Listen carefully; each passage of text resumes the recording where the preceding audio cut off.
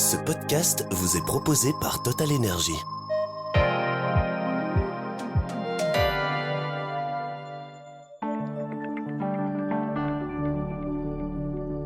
Le visa de travail américain devient un véritable produit de luxe. Il passe à 100 000 $. Alors, quelle est la véritable stratégie derrière cette flambée des prix?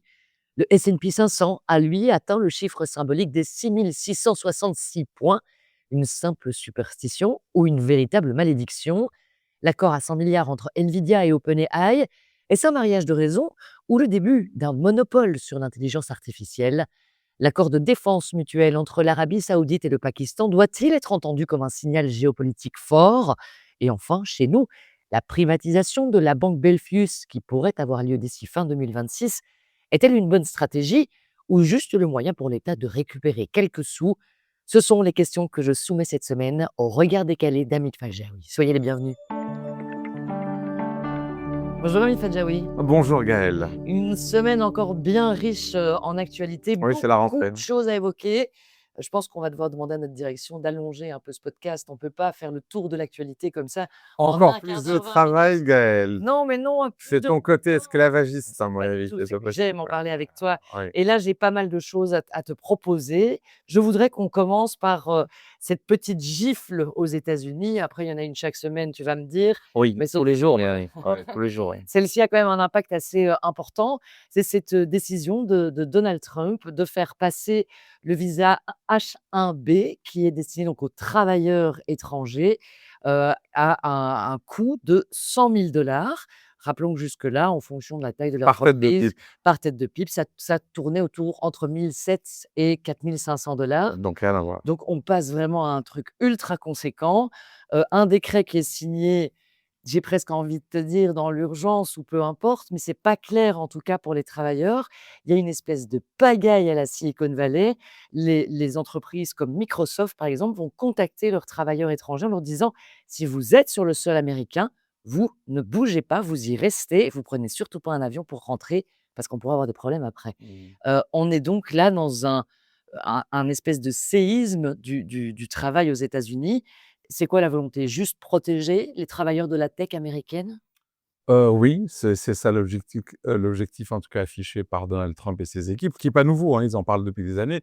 D'abord, il faut rappeler c'est quoi ce visa H1B? Il y a une icône, je dirais la Silicon Valley, j'ai oublié son nom, mais ça me reviendra, qui disait que le véritable secret de la Silicon Valley, c'est pas les data centers, c'est pas ceci, cela, c'est ce fameux visa qui permet d'importer, si je puis dire, des gens brillants, des scientifiques, des doctorants, des informaticiens, et cetera, dont la majorité viennent d'Inde, hein, puisqu'après à peu près 71% Dans les des 2, moi, j'ai comme chiffre. 72, bah, voilà, on est à 1 près, donc voilà, de ces visas sont octroyés à des Indiens et puis après, je crois que c'est la Chine qui arrive en deuxième position. Alors, ça embête les républicains et tout l'entourage de Donald Trump parce qu'ils ont l'impression que les chouettes jobs ou les jobs intéressants sont donnés d'office à ces Indiens ou ces Asiatiques, que finalement c'est une sorte de dumping puisqu'ils ne les payent pas aussi bien que de jeunes Américains. Alors après, c'est à voir s'ils sont aussi bien formés que ces Indiens ou pas, et cetera. Et donc ils estiment que ça doit être America first, non seulement pour, les produits, les marchandises, mais aussi pour le capital humain. Donc de leur point de vue, ça tient la route, ça tient la route. Ça se tient, mais ceci étant, contrairement à chez nous où quand on prend une telle décision, il y a 1 an, 2, voire plus avant la mise en place, effective de la décision. Ici, cette décision, elle prend cours immédiatement. Les contours sont en plus un peu flous. On ne sait pas si au moment où on quitte, on devra payer en sortant parce qu'on c'est entré en cours et des entreprises américaines étaient engagées avec un certain nombre de personnels étrangers. Donc ça met quand même en péril les entreprises américaines. Oui, et c'est ce qui fait d'ailleurs qu'à Wall Street, un certain nombre de sociétés cotées qui font appel beaucoup à la sous-traitance, asiatique et notamment indienne ont perdu un peu quelques plumes, voilà. Après, c'était prévu, c'est-à-dire que ça fait des années qu'il en parle. Alors, bah, c'est du Trump, il le fait de manière un petit peu abrupte. Au début, on pensait même, parce que ça, c'est une décision qui date d'il y a quelques jours, on pensait même que ce serait chaque année. Finalement, c'est une fois pour toutes, 100 000 $. Et puis, ça n'est valable que pour les nouvelles demandes de visa, donc pas pour les anciennes. Donc il y a quand même un bémol, donc lui et ses équipes ont été à l'écoute quand même du lobby de la Silicon Valley, mais c'est quand même un message assez important. Alors maintenant, qu'est-ce qui va se passer? J'en sais strictement rien. Heu, soit effectivement, ils arrivent à trouver les gens aux États-Unis. Bon, c'est pas évident, parce que souvent les meilleurs étudiants viennent d'Asie. Hem, je dirais les sociétés américaines se diront: «Bon, on va continuer à faire appel à ce visa, même si c'est à 100 000, mais on va prendre la crème de la crème et puis pour le restant, on travaillera avec des Américains qui coûteront sans doute plus cher», j'en sais rien. Après tout, c'est pas une si mauvaise nouvelle que ça pour nous, notamment au niveau européen, dans le sens où peut-être que ces personnes-là, hyper diplômées, très, très douées, viendront peut-être chez nous plus facilement. J'en sais rien. Voilà. C'est un point de vue. Il est possible que, Donald Trump se dise au-dessus: voilà, ça va renflouer les caisses de l'État». Oui et alors après, ce sera peut-être un peu plus subtil parce qu'en fait, on fait appel aux Indiens à 80. Ils restent chez eux. En fait, c'est de la sous-traitance à distance et avec le télétravail, on peut le faire et puis il y a une partie, c'est onshore, comme on dit, ils viennent sur place et peut-être que la partie justement, travailleurs qui restent chez eux va se développer davantage et c'est peut-être aussi une bonne nouvelle pour l'Inde. C'est-à-dire que peut-être que leurs meilleurs cerveaux vont rester davantage chez eux et développer d'autres nouveautés, d'autres innovations dans leur pays. Donc voilà, je crois que, passer le coup d'effroi, faut voir un peu comment ça va se dérouler. Je peux aussi comprendre, c'est rare que je sois d'accord avec Donald Trump, mais je peux comprendre qu'à un moment donné, il veuille casser cet effet d'aubaine pour les entreprises américaines, puisqu'effectivement, bah, elles ont des gens qu'elles engagent, qui sont payés beaucoup moins cher que les Américains et donc si on veut développer, je dirais, la technologie américaine, made in America avec des jeunes Américains, faut peut-être leur laisser une chance, d'entrer dans le marché du travail, mais c'est à discuter. Passer de 4 500 à 100 000, on est quand même sur du radical, hein, comme, Ah mais c'est typiquement américain, on n'est pas dans la nuance, c'est pas dans oui, on n'est pas dans la dentelle. Quand ils y vont, ils y vont. Ouais, effectivement, ouais. Alors parmi ces visas, 17 sont attribués à des travailleurs à New York, hein, tu l'as dit, Wall Street était très, très concerné par cette, mesure de Donald Trump et pourtant, c'est les aléas de la bourse, hein, cette, volatilité. On a vu lundi ce S&P 500, hein, dont on a régulièrement l'occasion de parler, qui réunit les 500 plus grandes entreprises cotées aux Et États-Unis, qui est le vrai heu, phare de la bourse de de la bourse de New York. Il franchit le cap symbolique des 6 666 points, un chiffre diabolique, oui. hein. Est-ce qu'on est dans juste une superstition ou est-ce qu'il y a un véritable signal là derrière? Non, évidemment, c'est une pure superstition. C'est vrai que le chiffre 666 est toujours associé à des aspects maléfiques, à l'antéchrist ou que sais-je et donc c'est vrai que ça a rappelé des souvenirs dans le sens où quand la crise, des subprimes a éclaté en 2008, à un moment donné, on a fait que baisser, baisser et Plancher? le plancher, c'était 666. Ouais. Voilà et Donc là, c'est le plafond? donc ici, c'est 10 fois, 66 puisqu'on est à 6 666 et donc ça a rappelé quelques souvenirs. Après, c'est vrai que la bourse se joue à se faire peur en se disant: «Bah, est-ce que finalement on n'a pas été trop, trop, trop haut?» Mais c'est une discussion qu'on a déjà ensemble et que les analystes financiers ont ça depuis plusieurs semaines en disant: «Bah, est-ce que les arbres peuvent grimper jusqu'au ciel?» Certains ne le pensent pas et commencent à sortir, je dirais, en partie du secteur technologique et d'autres ne jurent que par le secteur technologique et on l'a vu encore cette semaine avec, les annonces, on en a parlé la fois passée d'Oracle, qui a fait un accord avec OpenAI pour 300 milliards, donc c'est pas anodin. Et là, ils viennent d'en faire un avec Nvidia, qui va investir 100 milliards dans OpenAI OpenAI, ouais. pour construire des infrastructures qui vont être très, très importantes pour leur permettre de faire les calculs dont ils ont besoin pour l'intelligence artificielle. Alors, j'ai vu qu'en termes de consommation, c'est l'équivalent de 10 réacteurs nucléaires. C'est dire la capacité de calcul, puisqu'en fait, OpenAI, en fait, c'est intéressant. Si tu veux, les cours ne font qu'augmenter. Ce sont des signaux qui sont envoyés, je dirais, aux investisseurs en disant: «Bah, là, on croit vraiment dans l'avenir» et d'ailleurs, on met, 100 milliards dans OpenAI et là, c'est, si tu veux, la plus grande, entreprise cotée au monde, en tout cas en valeur, en capitalisation boursière, c'est-à-dire Nvidia, Nvidia, ouais. qui fait 4 000 milliards et qui s'associe très directement avec la plus grande société non cotée au monde qui elle-même pèse 500 milliards. Donc c'est énorme et donc ça rassure un certain nombre de gens. Alors évidemment, pour le moment, ce sont des dépenses, ce sont des investissements, mais ça, c'est un petit peu le côté incantatoire de la bourse et puis surtout, la bourse achète surtout des promesses. On a déjà utilisé l'expression ici que c'est la bourse, c'est le Une commerce. histoire. Bah, ils achètent des promesses ou c'est le commerce des illusions. Tu le vois comme tu veux, positivement ou négativement et donc on achète les futurs profits pardon. On part du principe que bon voilà, l'IA va bouleverser la santé, l'éducation, la finance, l'industrie et cetera et que pour ça, bah, elle a besoin, d'une infrastructure et alors après certains se disent: «Oui, mais hem, ça rend quand même, fragile aussi que ce soit Nvidia ou OpenAI parce que les 2 se tiennent par la barbichette. L'un a besoin de l'autre et je pense que d'ailleurs les 2 premiers clients de Nvidia, donc vendeurs de puces technologiques très, très, très haut niveau, font, je crois, 39 de son chiffre d'affaires. Donc c'est un peu malsain, mais la bourse, pour le moment, regarde plutôt le verre à moitié plein qu'à moitié vide. Bah, c'est sûr que moi, quand je vois cet accord entre OpenAI et Nvidia, 100 milliards, rappelons-le, hein, 100 Oui, milliards sans de dire. dollars, c'est monumental. Bah, ça me rappelle, un des sujets qu'on évoquait il y a quelques semaines de, Mistral en France et Oui. ASML aux Pays-Bas avec 1,3 milliard de 1,7 et 1,3, qui venaient ouais. de ASML. Et là, c'est vrai qu'on se dit: «Mon Dieu, l'Europe On va joue faire» pas dans la même ligue. non, on va rester dans les gradins, en fait, là, comme on est. Ah, tel que c'est parti, oui, clairement, c'est pas l'IA ne se fait pas chez nous. On a les cerveaux, d'ailleurs, la plupart de nos bons cerveaux sont partis aux États-Unis. On en a parlé aussi avec les Indiens. Il y a pas que les Indiens, qui ont nourri la Silicon Valley, aussi un certain nombre d'Européens, notamment pas mal de Français, qui sont beaucoup appréciés pour leurs compétences mathématiques. Nous, on est sur les gradins. C'est vrai que l'IA, bah, se fait aux États-Unis ou par exemple en Chine, puisque pas plus tard que cette semaine, on a vu que Jack Ma, qui revient avec Alibaba, a aussi annoncé des investissements très importants dans l'IA et il n'a pas fallu plus pour que le cours d'Alibaba augmente. C'était le cas aussi d'Oracle, hein. Oracle a pris 36 en une journée, Ouais. uniquement parce qu'ils avaient annoncé cet accord de 300 milliards. Et ici, Nvidia a pris 4. Enfin, uniquement aussi pour avoir annoncé ce deal de 100 milliards, mais 4 sur 4 000 milliards, ça veut dire 120 milliards en une journée. Alors qu'il y a des boîtes colossales sur le CAC 40 qui pèsent même pas 120 milliards, ni même la moitié de ça. Tant qu'on parle d'accords qui peuvent changer le cours du monde, alors on va changer un petit peu de registre puisqu'on va Mmh. plonger en géopolitique cette fois-ci. Mais, accord assez important quand même entre l'Arabie Saoudite et le Pakistan qui se promettent une, défense mutuelle l'un et l'autre. Alors, il y a pas mal de questions évidemment qui peuvent se poser autour de cet accord.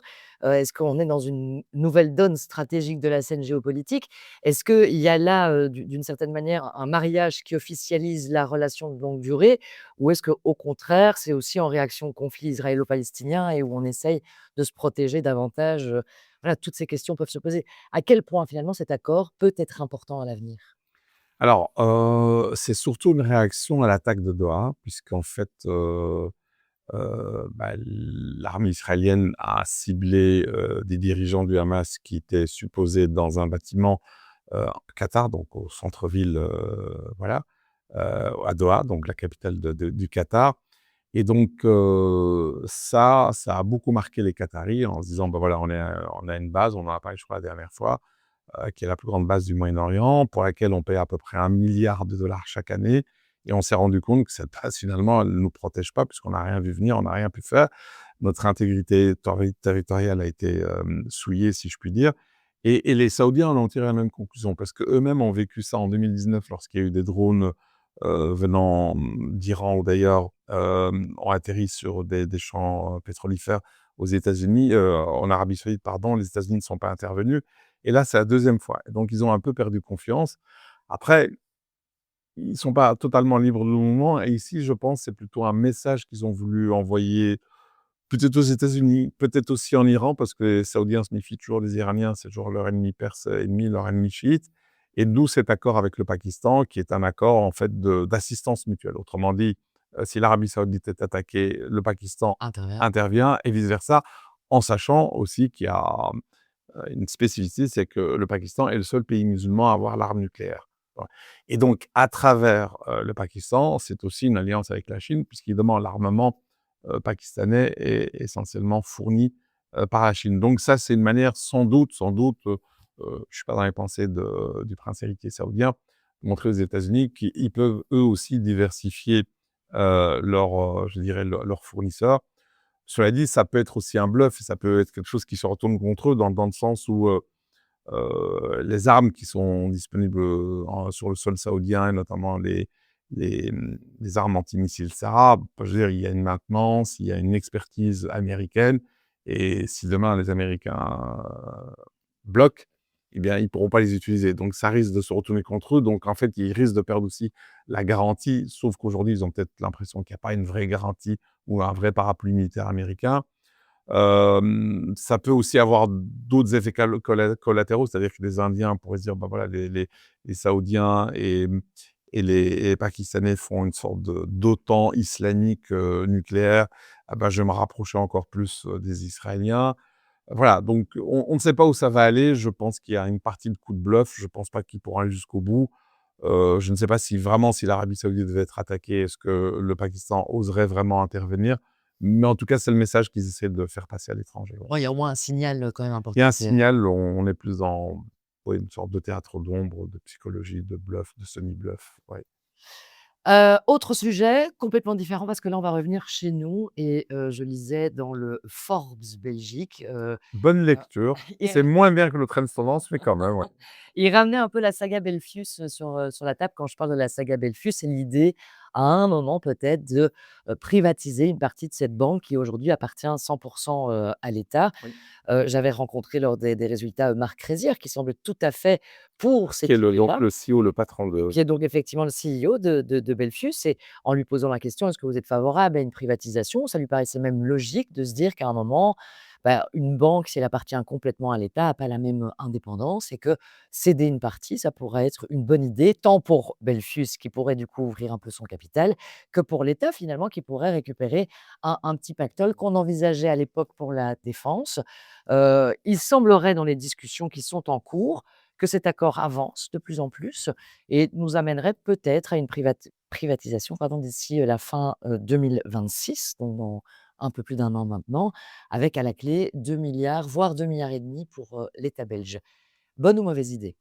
Alors, si c'était stratégique, je dirais que peut-être on pourrait considérer ça comme une bonne idée.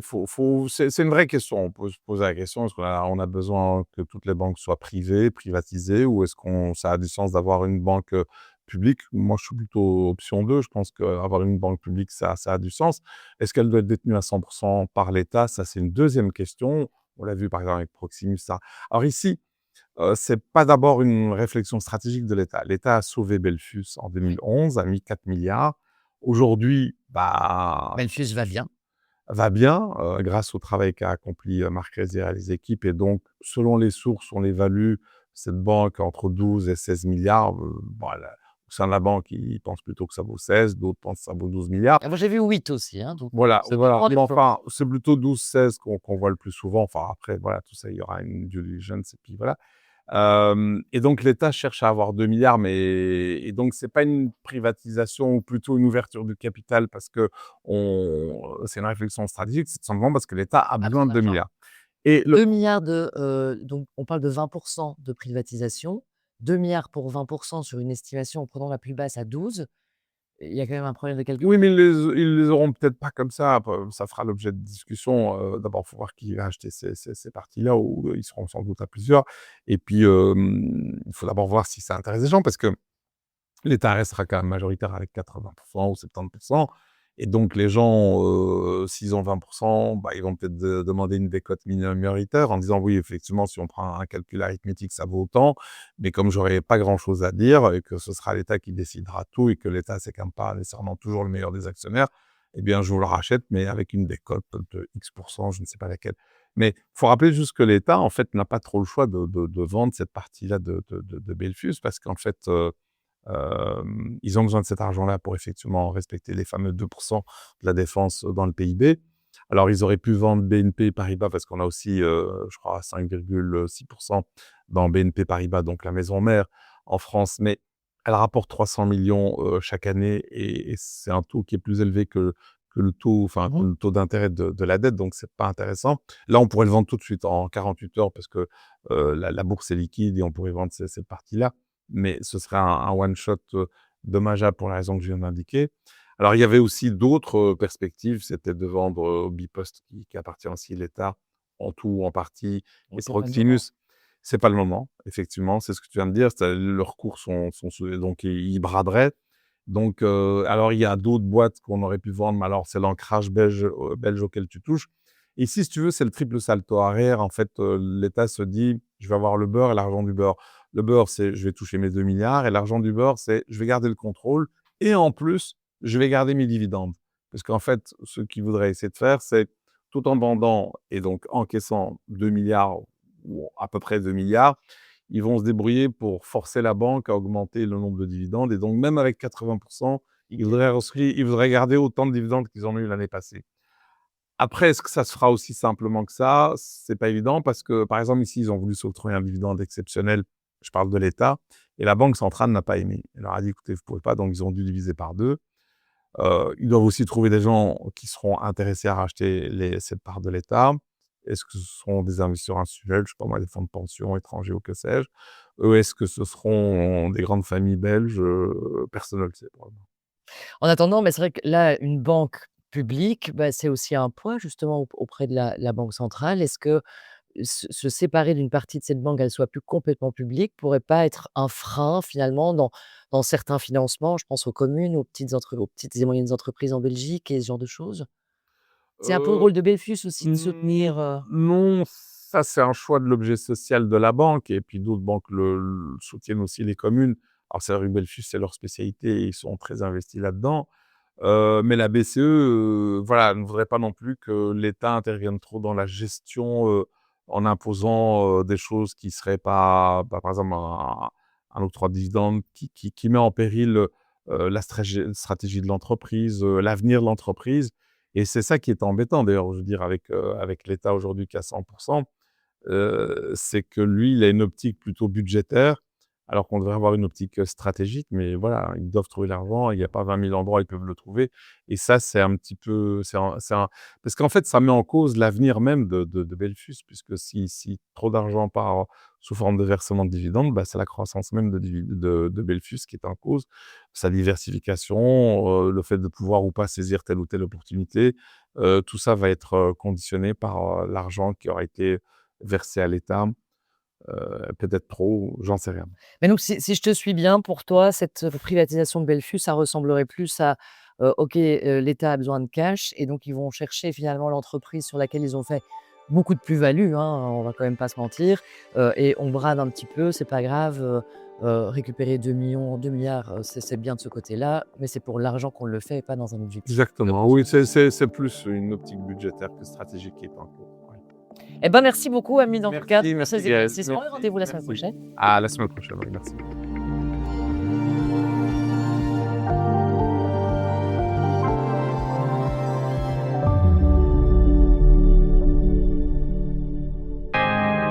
Merci d'avoir écouté ce podcast proposé par Total Energy.